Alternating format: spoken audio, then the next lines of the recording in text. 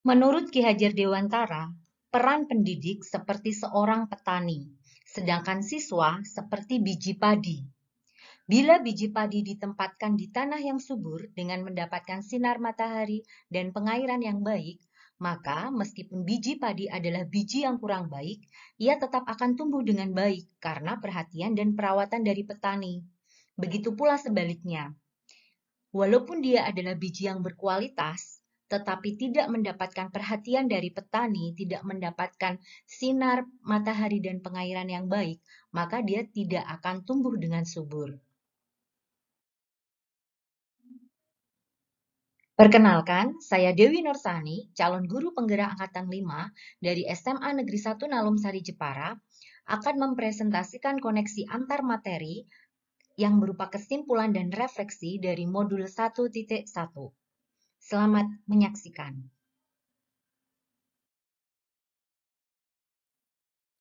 Adapun kesimpulan dan penjelasan mengenai pemikiran Ki Hajar Dewantara, yang pertama yaitu tentang trilogi pendidikan, yang berupa Ing Arso Sung Tulodo, Ing Madyo Mangunkarso, dan Tutwuri Handayani. Ing Arso Sung Tulodo artinya di depan memberi teladan. Dalam hal ini, peranan guru sangat besar dalam memberikan teladan kepada para peserta didiknya. Oleh karena itu, guru harus senantiasa menunjukkan kapan saja dan di mana saja keteladanan kepada siswanya. Yang kedua yaitu Ing Madyo Mangunkarso. Artinya adalah di tengah membangun keinginan.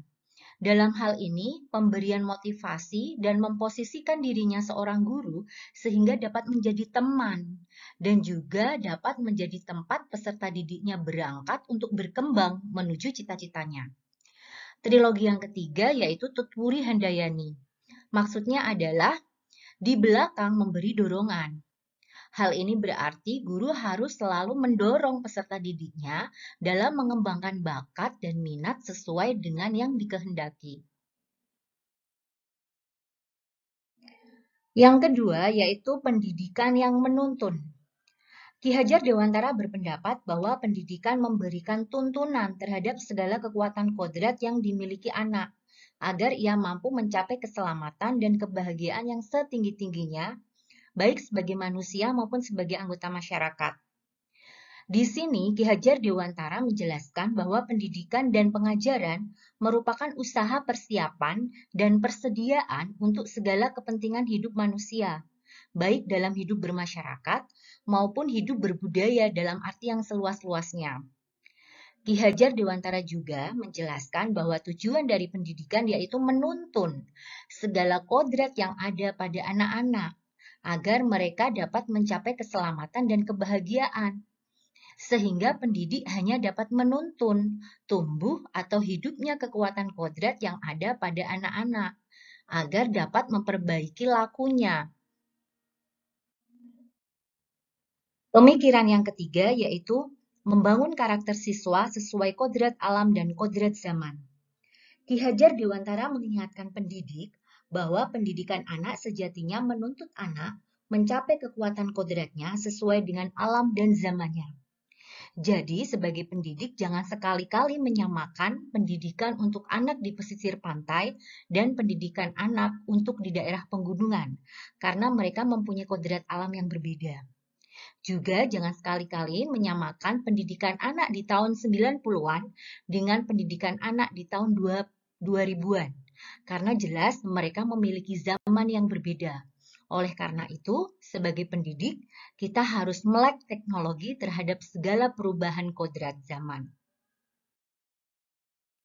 Yang keempat yaitu budi pekerti atau watak atau karakter yang merupakan perpaduan antara gerak pikiran, perasaan, dan kehendak atau kemauan sehingga menimbulkan tenaga atau semangat. Budi pekerti ini yang dimaksud adalah bahwa pendidikan itu bisa memanusiakan manusia menuju perbuatan yang baik. Apa yang saya percaya tentang murid dan pembelajaran di kelas sebelum saya mempelajari modul 1.1? Sebelumnya, saya adalah seorang guru yang hanya transfer ilmu saja. Bagaimana caranya agar materi yang sudah disediakan ini saya sampaikan kepada siswa, tanpa saya melakukan pengukuran, tanpa saya mengetahui daya serap siswa, tanpa saya melakukan refleksi kepada siswa. Yang kedua, saya juga selalu berorientasi teacher-centered, yaitu di mana proses pembelajaran itu difokuskan kepada saya sebagai seorang guru, di mana konsentrasi murid itu harus fokus kepada guru. Murid mendengarkan dan mencatat apa yang guru sampaikan. Gurulah yang memutuskan tujuan dan topik pembelajaran. Guru juga yang mengukur tingkat perkembangan murid dengan menyediakan soal untuk murid jawab. Dan saya juga berpikir bahwa siswa yang berhasil dalam pembelajaran saya adalah siswa yang nilainya bagus. Jadi saya selalu pusing atau bingung ketika ada siswa yang nilainya jelek. Apakah mereka malas-malesan? Apakah mereka tidak bersungguh-sungguh dalam pelajaran saya? Jadi saya hanya mengukurnya dari nilai saja. Kemudian saya juga mengukur siswa dari pengumpulan tugas dan tepat waktunya. Bagaimana siswa ini dapat mengumpulkan tugas sesuai dengan deadline yang sudah saya tetapkan. Lantas apa yang berubah dari pemikiran atau perilaku saya setelah mempelajari modul ini? Yang pertama, yang berubah adalah siswa merupakan subjek pembelajaran, bukan lagi objek, tetapi subjek pembelajaran. Siswa harus diberikan kesempatan yang seluas-luasnya untuk mengemukakan ide, kreativitas, berinteraksi dengan lingkungan demi memperoleh pengalaman-pengalaman belajar yang baru. Siswa bukanlah bejana kosong yang bisa diisi dengan berbagai jenis air, tetapi pada diri siswa terdapat energi potensial yang harus dirubah menjadi energi kinetik. Nah, untuk merubah atau membangkitkan potensi tersebut adalah tugas guru. Tugas utama seorang guru adalah menciptakan lingkungan, alat, dan ide untuk mendorong siswa melakukan interaksi yang produktif dan memberikan pengalaman belajar yang dibutuhkan. Yang kedua, yaitu pembelajaran itu harus menyenangkan, karena dunia anak adalah dunia permainan, sehingga pembelajaran anak itu harus menyenangkan, membuat mereka nyaman, sehingga mereka merasa santai, tidak terbebani dalam belajar. Yang ketiga, guru adalah penuntun. Nah, dalam proses menuntun ini, siswa diberikan kebebasan, namun pendidik tetap sebagai pamong dalam memberikan tuntunan dan arahan, agar siswa tidak kehilangan arah dan membahayakan dirinya. Seorang pamong, pendidik dapat memberikan tuntunan agar siswa dapat menemukan kemerdekaannya dalam belajar. Yang segera saya terapkan agar kelas saya mencerminkan pemikiran Ki Hajar Dewantara, yang pertama yaitu mengidentifikasi kebutuhan siswa agar saya tahu apa yang ada dalam pemikiran mereka, apa keinginan mereka, apa kebutuhan mereka, dan apa dunia mereka agar saya lebih mudah menetapkan metode pembelajaran. Yang kedua, saya berusaha untuk menjadi guru penuntun atau menjadi guru pamong agar dapat memberikan arahan dan tuntunan kepada siswa saya agar tidak kehilangan arah.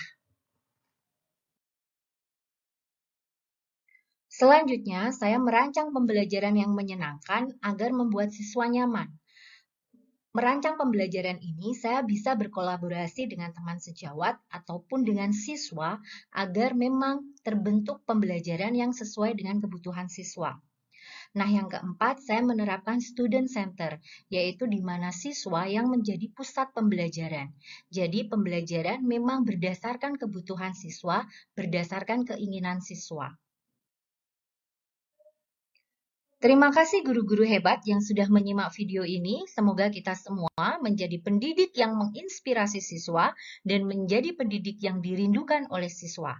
Salam guru hebat.